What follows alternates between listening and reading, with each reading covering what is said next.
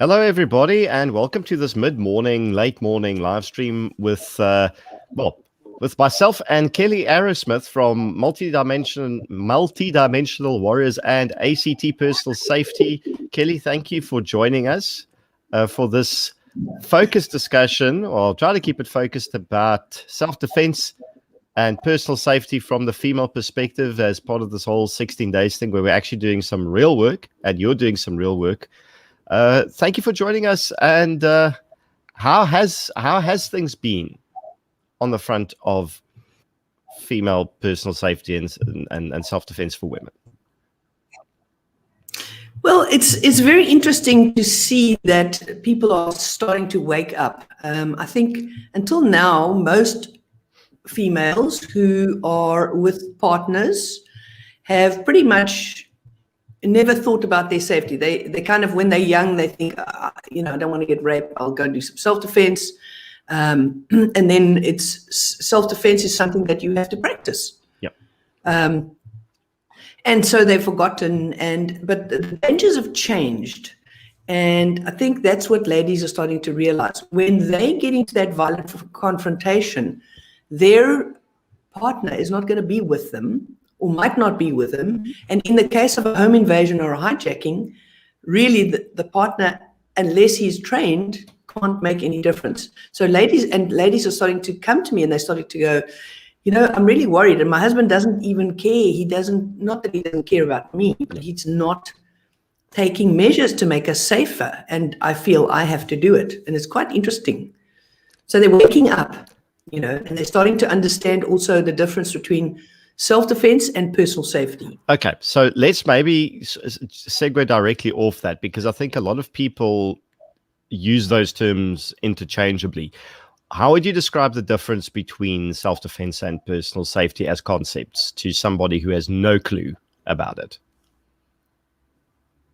Okay, so I'll give you a little story. When I started ACT Personal Safety, it was in 2002. Yep. Okay, so that's a long time. That's 18 years ago. That's a long time. I realized that if you say self-defense to someone, what does it conjure up? It conjures up kicking, punching, maybe some weapons like a bow, traditional bow, conjures up John Wick maybe. And so most of those are movies and martial arts. Yep. So there's very big difference between martial arts. Okay, it's an art. Yep. Art is the secret. It's not martial really. Yeah. And personal safety, so I coined the phrase at the time, 18 years ago, personal safety. At the time, it was only used in connotation with safety hats, safety glasses, so, your personal safety stuff. Yes. And I thought it was a very good description of keeping your person safe. So the difference is we're not kicking and punching. In fact, there's very little physical. And if there is physical, it's with a tool. Yes. People like to call them weapons. I don't call them weapons because it's not a weapon. It's a tool. It's just a tool that somebody uses. So sorry, to cut a long story short, which too late. Self-defense to me is the physical kicking and punching and wrist releases and throwing and all of that stuff. Yep. And personal safety is more about a strategy. It's the strategy of keeping yourself safe. It's having a plan, understanding simple basics like awareness. Everybody goes, you need to be aware, okay? And that's as far as they go. They don't actually tell you what is awareness. Exactly. Okay. Yeah, so I think that's the fundamental difference. One is a physical kicking and punching, and the other one, and you can bring weapons into it without a strategy and a plan. I don't think it's much good. It's kind of like buying a gun and not learning to use it. Yeah, no, that's exactly it. And it's a case of, from what you've told me, I kind of feel that personal safety contains self-defense elements, but it's a much more overall holistic approach. So it would be situational awareness or being out and about as to what does that mean and what is appropriate. How do you interact with other people? How do you interact with your environment? How do you what other tools do you have apart from the defensive one? Would that be accurate as a sort of? Yes. Okay. Spot on. Right. So spot on. And it really irritates me when people, like, I've got some pet peeves, okay? When people go, oh, well, I'll just put my car keys between my fingers and punch him in the throat. Or I'll just kick him in the groin. Or that irritates me, because they haven't really thought it through and they haven't tried it and haven't seen whether it works or not. And when somebody goes, well, why, it's an emergency, why wouldn't I? And I go, but that's bad planning. If you resort to using keys, and I've tried it, okay, it just about broke my fingers. Yeah. Then you haven't thought about your safety. So personal safety really, especially for women, is about thinking, where am I vulnerable? What do I have to do today that's going to put me at risk? And how am I going to mitigate it? So safety, like putting on your seatbelt, is something you do proactively. And that's really what we teach, proactive personal safety. Yeah, and by the way, all the links to ACT Personal Safety and MDW are in the description to this video, whether you're watching it on YouTube or Facebook, it is there. So please go check those links out. So pertaining to personal safety for women, so I'm certain there are major overlaps between the genders and the sexes, that there are things that are equally applicable, but surely there are certain aspects of focus that are very much female-centric or female-focused only, where there is a big difference between how men and women would, for example, approach this concept of personal safety, or is that not genuinely really so much the case? Okay, so what most people don't realize is that when a man doesn't have money on him, he's useless to a robber. When a woman doesn't have money on her, she's still of interest because she's got other stuff he wants or might want. So it's a different thought process. Okay, so with a man, he just says, well, I've got no money, and so what? And with a woman, she goes, well, I've got no money, and the robber goes, well, you've got other stuff, come with me. So there's definitely quite a few considerations that are different. A man doesn't really have to worry about that too much. So yes, also we don't have the physical strength, absolutely not. There are some ladies that are very strong, but against two guys with a gun or two guys with knives, that strength doesn't really count. A guy can take on bigger guys, you know what I mean? But a woman, it's very difficult. It's not impossible. And that's why we need those equalizers. We need those tools. And we have to understand how to use them. And it's so simple. The thing is, it's so simple. You can learn to be reasonably safe in 2 to 3 hours, as long as you take that and you do something with it. Exactly.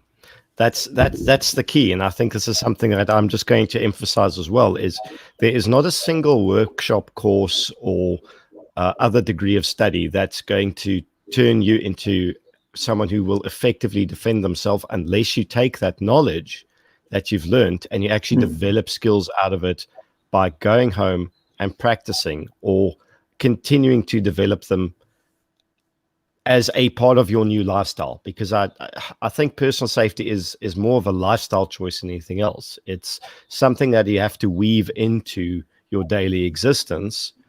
Otherwise, it's not going to be as effective as it should be. Yeah, we also need to stop thinking about, we normally think about it from the bad. We talk about all the bad things. This happened to this friend and this happened to that friend. And, we think about, instead of thinking about safety, and it's a completely different way of thinking. So I'll give you an example. How many times this morning did you think about safety before we came on board? I think twice. Not a trick question. Okay, so what were they? What were those thoughts? And it's not a trick question. I'm trying to give everybody out there, because you think about safety a lot. So these were two very simple examples. The first one was rudimentary. It had nothing to do with someone attacking me or crime. It was a case of I'm going outside to move the cars so my missus couldn't get out. But it's in a common area, so there are other people around. I don't want to drive over someone's kid. I don't want to damage my property. And I just took a minute to just become aware of my surroundings and how I would move these two vehicles without causing an issue and harm or damage. And the second was when I took my dog for a walk. And whenever I leave the and go into the street and the public, I'm like, okay, what realistically are threats that I need to mitigate? Because I know them very well by now, because it's a route that I regularly take. So I'm relatively familiar with what I expect to fall in the risk categories, and I then apply thinking and tools to, as best of my ability, to mitigate it. So those are two things, two minor things. Okay, so what you did was you thought about scenarios that might occur. Yes. Okay, and what you might do about it. So two things that I did this morning is when I put my jeans on, I went, if I do get mugged today, do I have mugged? Yeah. Okay. Oh no, wait, it's in yesterday's jeans. So I took my money out of yesterday's jeans, and I have my money always folded up so it looks like lots, even though it isn't. I mix the colors up. That's such a neat idea. And I put it in my pocket. So I'm thinking about safety. I'm thinking about if I get mugged, okay, I'm going to give unless my life is in danger. Then it changes. So it's really about, safety is about making some decisions. The second thing I thought about is, so almost in 50% of hijackings now, they take you as well. I know that for a fact, okay? Is it that much now? They take you for, yeah, it's almost 50%. And they take you for your credit cards. So they take you to the ATM, you put your credit cards in and you draw your money out. And if you've got enough credit cards on you to make it worth the risk to them, they keep you overnight and they take you back the next day.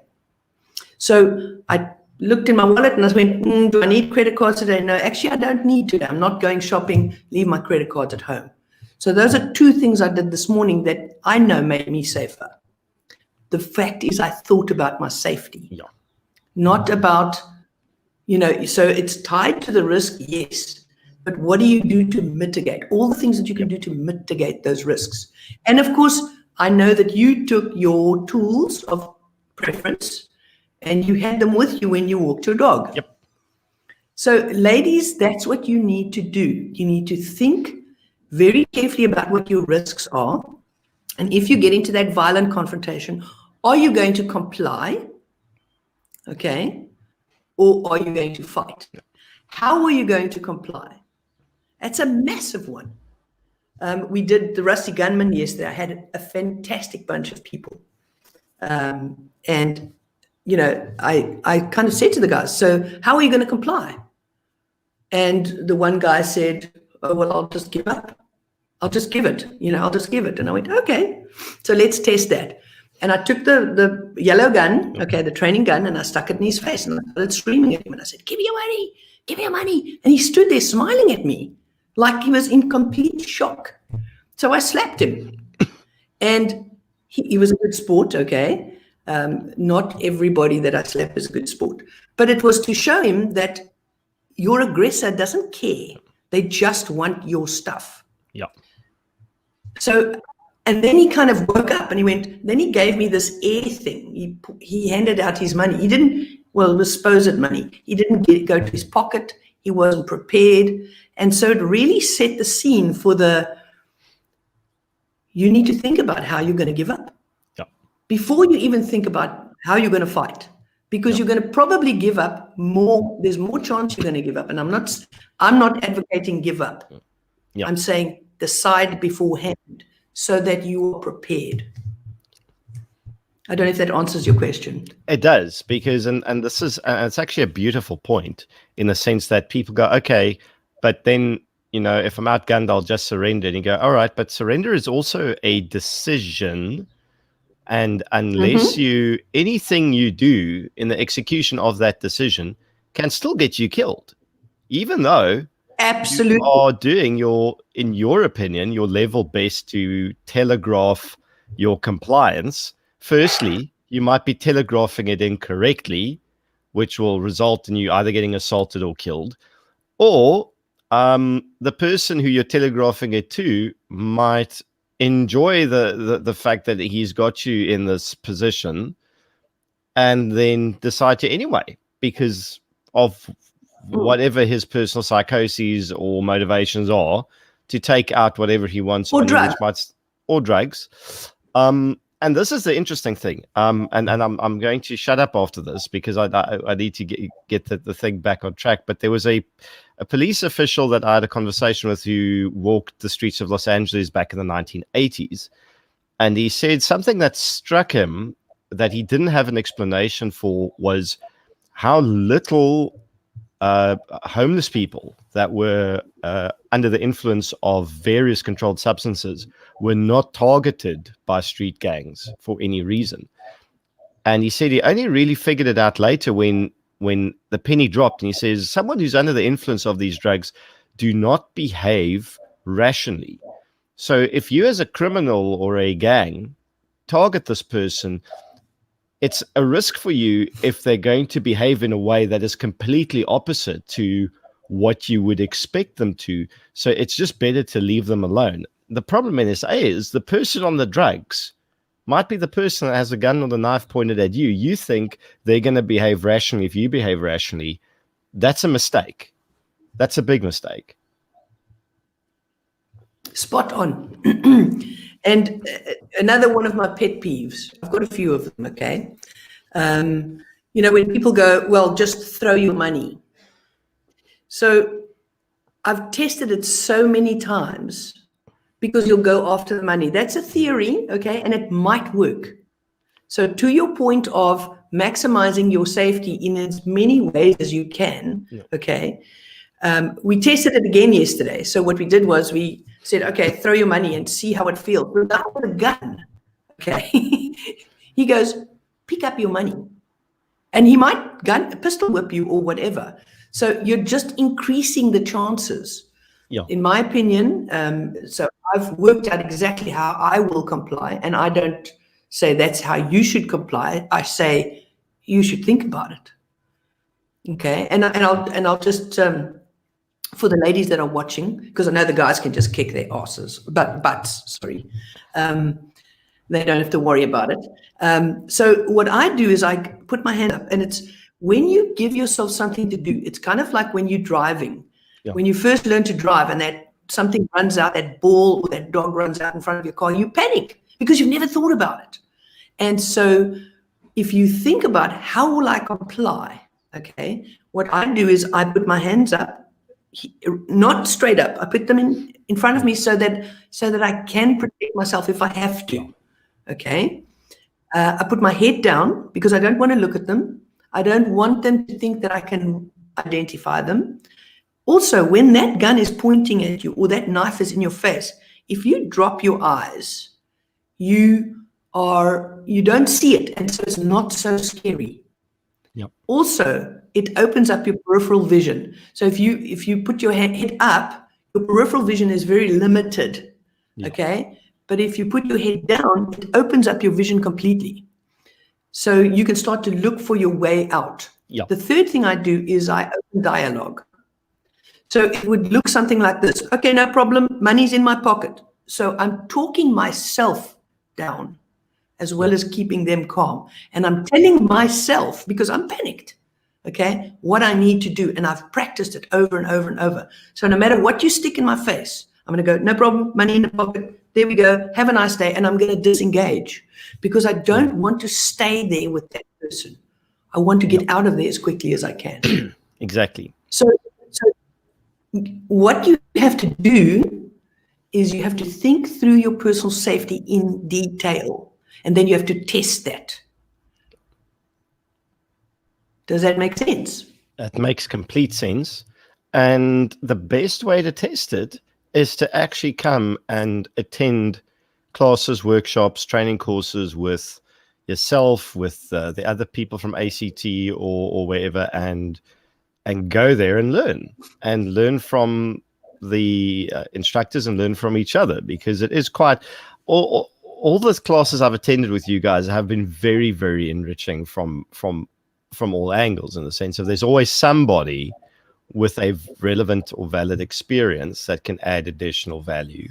And then obviously between yourself, Mark, and the other instructors, you guys have walked incredibly long miles and very mean streets. So you guys know what works and what doesn't work, because you've seen it. You've seen it work and you've seen stuff fail. And I think that's invaluable. And that's why I would recommend, and I see Opsitkers in the comment section, this is recorded. The stream is recorded, so you will be able to view from the beginning. But all the contact details for ACT and MDW are in the description. I recommend getting in touch with Kelee and with Mark, because this is now 16 days of activism. And if you want to do something about violence against women, learn how to protect yourself. I'm going to actually start using that now. I'm going to not use defend yourself anymore. I'm going to use protect yourself, because it's personal safety, not just, and protection, I think encompasses that a bit better, maybe. And I want to make an announcement on your show. Please do. Please do. ACT is no more. I was not aware of that. We are rebranding. Yeah, it's just in the process of happening. I've alluded to it on Facebook, but we are rebranding. We are personal safety. So ACT is falling away. The thing is that we actually coined the phrase, as I said, 18 years ago. And at the time, it was an uphill battle. Nobody understood it. But it's become a worldwide phenomenon. And everybody's teaching personal safety now, even though they're still teaching the same old junk, okay? And we were in a meeting a little while ago with people that are joining us, and the guy said, but why don't you just call yourself personal safety? Because you are personal safety. And we thought it was a fantastic idea. So ACT is no longer. You'll see that the Facebook page, well, the internal one, we're going to still announce it on the open page. So we've got a closed That's group. Brilliant, though. So we share a lot more stuff there, and so we put it up over the weekend. We haven't announced it yet. So for the first time, you hear it. Well, I think, to be honest, this is awesome. I think since this is being very well watched and people seem to be really interested in it, I'm going to try and invite you back every week, every 2 weeks. And I think maybe for like a mid-morning or afternoon, half an hour to an hour stream. And you can actually come and tell us about your pet peeves or things that you think are particularly interesting. I'll try to come up with interesting questions. I'm sure the audience would also not mind coming with interesting questions as well. Because this is actually such a vitally important topic. And I think I made a post about it a while back, and I said when Argentina went through the economic crash from 1998 to 2002, they had a massive upsurge in interpersonal violent crime, especially kidnappings and rapes and robberies, stuff where people got attacked in their homes, in their businesses. They had an upsurge in rural crime that is entirely the same as our farm attack phenomenon, where farmers were tortured for hours on end, brutalized, raped, murdered. And this was in Argentina. And the fact that that experience is so transferable, it's a case of that is going to be, unfortunately, probably something we're going to have to deal with in this country at an already high level of violence. I recommend if you start doing something about it now, you might be slightly ahead of the curve, at least to a degree. Yeah. There's so much you can do just by being proactive about your safety. There's so much, And I mean, you've seen it. You have to think about it, and you've had students come back to you with good stories. Many, many, many good stories. I don't have any favorites, but one that often sticks out, is a lady did a workshop with me many years ago, and I bumped into her at some meeting or other, and she ran up to me and tried to hug me, which I I really hate. Okay, I really don't like hugs. People that know me know that. They all try and hug me. Anyway. Okay, don't hug Kelee, by the way. So there you go. Don't hug me. But this COVID is not a bad thing, because now they have to keep their distance, which is really cool for me. Oh, that's brilliant. That's silver lining, hey? And she said to me, Kel, you actually saved my family. And I said to her, what do you mean? She said, remember you told me that I must put 50 Rand at my front door, and every time I come into my home, I must look at the 50 Rand and make sure it's there. Because if somebody's in my home or has been in my home, my $50 will be gone. She said, my daughter graduated cum laude, and we went out to a restaurant for dinner to celebrate. And we got home, we'd had a little bit of wine, had a beer or whatever. I opened the door, and it was such a habit, and my $50 was gone. And I said to my family, out. And we left. We stood in the street. We called Neighborhood Watch and SAPS. And when the sirens arrived, we heard the crash of glass at the back of the house. So they were actually waiting in the house for them. She said, and I can't thank you enough. You saved my family. And stuff like that makes it worth it, And that's, just in case anyone missed that is a free tip. Absolutely free. It costs you nothing. You've heard it straight from the horse's mouth. And Kelee says, if you $50, leave it on the floor just inside your front door and pick it up again when you come home. On a dresser or whatever, something that you can see when you come in. Yeah. My tip about the how to give up is also free. Try it. Yeah. I mean, it's not like you're going to lose the 50 Rand. And if you do lose the 50 Rand, that's 50 Rand well spent, because it's a really fantastic indicator that someone's in your house that shouldn't be there, and it'll save you a lot of hassle in the long run, probably. Yeah. Awesome. Absolutely. And Kelee, on that absolutely great note, this has been a really focused live stream. It's a bit shorter than my usual ones, but I would like to do, if you're keen, would you like to do a regular one? I'm sort of outing it on the stream. That would be awesome, because I think there's so much value. Me into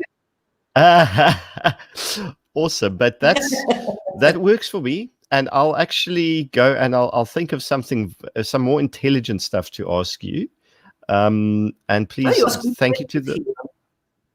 So far, I've taxed the full limit of my cognizance today. But to the audience, if you guys have questions for Kelee, if you've got questions pertaining to personal safety, please tune in or send them to us, or leave them in this one's comment section, because then I'll read it before we do the next video, and then we can actually discuss those topics and maybe do a bit of a longer one next week. I'm actually on a full week course. Kelee, are you going to be there as well? I'm going to be in and out. Yes. Are you going to shoot at us with the burner? That's why I'm there. We've got burners, baby. Because the last time I was on a course, you shot me with a paintball gun. I'm absolutely terrified. Oh, goodness, it's gonna hurt, but I look forward to it. But I will definitely see you on the course, and we'll still squeeze something in next week or the week after. And it's been great having you. Thank you so much for your time. I really appreciate it. Thank you. It's been great. Have a lekker day. You too. And to the audience, thank you for tuning in. See you guys soon. And just watch the updates. I'll make sure to upload the link ahead of time so you know when to tune in. Thank you, and have a fantastic rest of the Monday.